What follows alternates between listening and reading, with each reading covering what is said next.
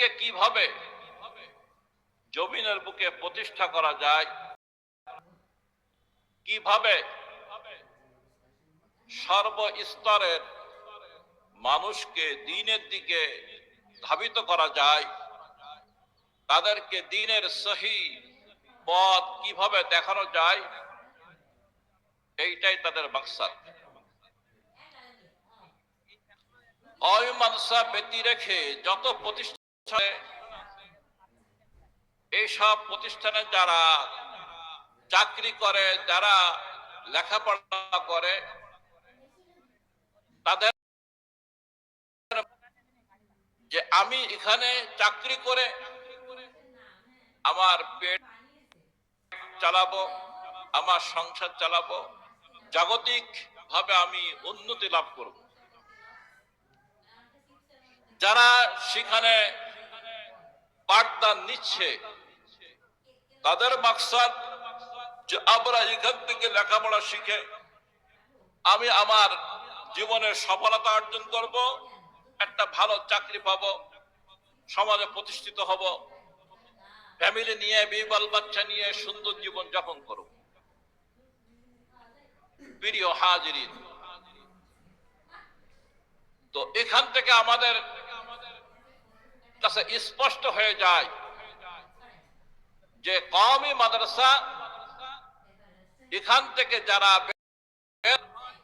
এরাই হয় প্রকৃত সামাজিক, এরাই হয় প্রকৃত সমাজ সংগঠক, এরা হয় প্রকৃত মানুষ। কারণ মানুষের কাজ হলো সে নিজে ভালো চলবে এবং অপরকে ভালো চলার জন্য দিক নির্দেশনা দিবে। আজ বিশ্বে যারাই নাম করতে চাচ্ছে, তারা সমাজ সেবা নিয়েই নামতেছে, কিন্তু বাস্তবে সমাজ সেবা কি এইটা আমরা বুঝে উঠতে পারতেছি না।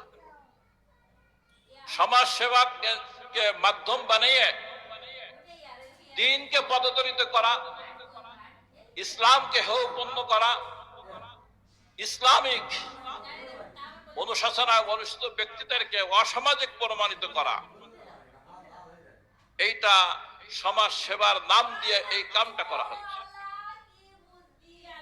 বাস্তবিকে সৎ মানুষ, যোগ্য মানুষ তৈরি করে এই কওমি মাদ্রাসা।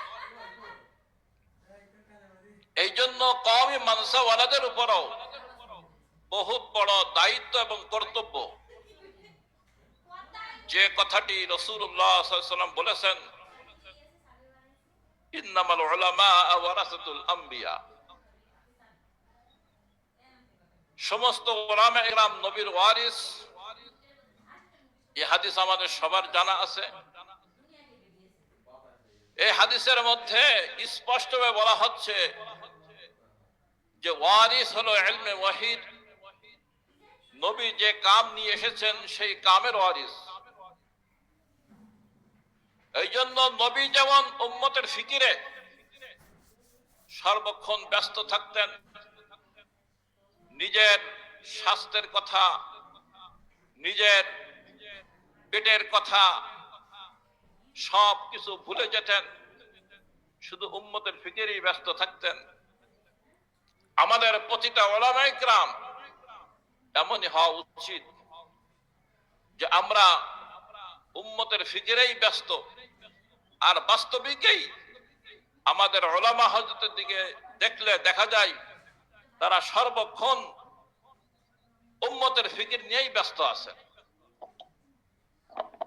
তো আমি এই কথাটি বলে আমার কথা শেষ করছি যে আমরা যে যে প্রতিষ্ঠানে আছি, আমরা আমাদের প্রতিষ্ঠানের আশেপাশের লোকদেরকে, আশেপাশের জনসাধারণকে আমরা উলামাদের সাথে সম্পর্ক গড়ে উঠাই। আমরা যত বেশি বেশি প্ল্যান প্রোগ্রাম জনসাধারণকে উলামাদের সঙ্গে মিলানোর করব, তত সমাজ ভালো হবে, তত সমাজ সুন্দর হবে, আমরা সমাজে দেখি যে সমস্ত শিল্পপতি, যে সমস্ত সরকারি আমলা তারা ওলামাদের সাথে সম্পর্ক রাখে, তাদের মাধ্যমে কিছু সৎ কাজ, তাদের মাধ্যমে কিছু দিনের কাজ আমরা সমাজে দেখতে পাই। এই জন্য আমরা প্রত্যেকটা মাদ্রাসা যদি প্রোগ্রাম করি যে আমাদের মহল্লায় আমাদের সাথে সম্পর্কিত যত মানুষ আছে, যে সমস্ত মানুষগুলি আমাদেরকে অর্থ দিয়ে সহযোগিতা করতেছে, আমাদের বিভিন্ন সময় মানুষের সহযোগিতা করতেছে, তাদেরকে আমরা দিনের দিকে আহ্বান করি। আমরা যদি তাদেরকে দিনের দিকে আনতে পারি তো আস্তে আস্তে এমন একটা সমাজ তৈরি হবে যে সমাজের মধ্যে আর কোনো বিশৃঙ্খলা থাকবে না, রাহাজানি থাকবে না, চুরি থাকবে না, যে সমাজে অশ্লীল কোনো কর্মকাণ্ড থাকবে না। আজ আমরা দেখি যে সমস্ত শিল্পপতিগুলির ভিতরে দিনের বুঝ নাই, এদের মাধ্যমে অন ইসলামিক কার্যকলাপে প্রচুর অর্থ ব্যয় হচ্ছে, প্রচুর অর্থ ব্যয় হচ্ছে। এই জন্য আমাদের একটা কর্মসূচি এমন হওয়া যে আমরা এই সমস্ত লোকদেরকে দাওয়াত দিয়ে, তাদেরকে ইসলামিক বিভিন্ন বই পুস্তক তাদেরকে হাদিয়া দিয়ে, তাদেরকে মাদ্রাসায় বেশি বেশি আহ্বান করে তাদেরকে দিনের দিকে আনার ফিকির করি। আল্লাহ তাআলা আমাদের সকলকে তৌফিক দান করুক। ওয়া আখিরু দাওয়ানা আলহামদুলিল্লাহি রাব্বিল আলামিন।